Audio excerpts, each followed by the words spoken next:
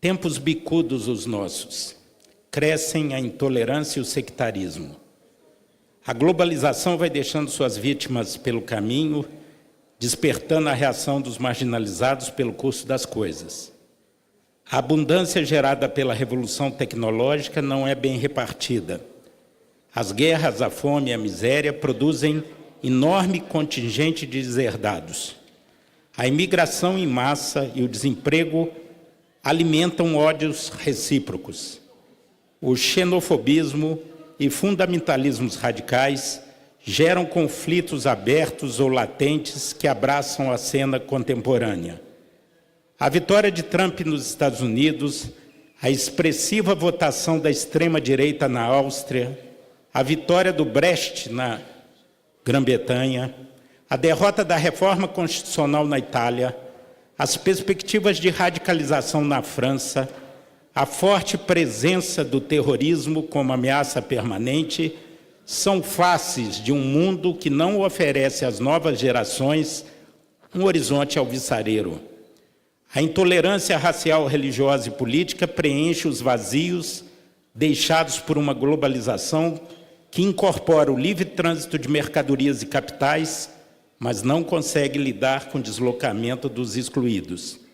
A convivência com as diferenças e a necessidade da construção democrática de consensos progressivos tornam-se cada vez mais difíceis.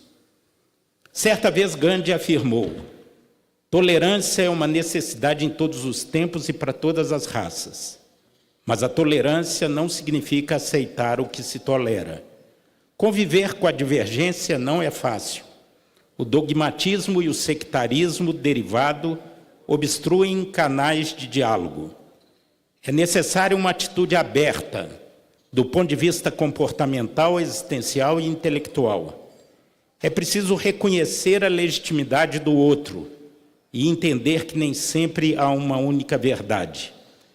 Em perspectiva diversa, o filósofo francês Raymond Aron nos diz: se a tolerância nasce da dúvida, que nos ensinem a duvidar dos modelos e utopias, a recusar profecias da salvação, os arautos de catástrofes. O fanatismo e o radicalismo, terrenos férteis de intolerância, não constroem pontes, e sim abismos. E como apontou Diderot, do fanatismo à barbárie não há mais do que um passo. O Brasil, mergulhado em grave e multifacetada crise, não foge à regra. A intolerância e o sectarismo crescem de forma veloz e desordenada. O debate atual é marcado pela intransigência. O pensamento fica prisioneiro de verdades absolutas pré-concebidas. Preconceitos e atitudes agressivas contra os diferentes ganham corpo. Como alertou Nelson Rodrigues sobre essa atitude, se os fatos são contra mim, pior para os fatos. As redes sociais, grande avanço civilizatório, se tornam um verdadeiro campo de guerra a jorrar intolerância, intransigência, calúnias e agressões gratuitas.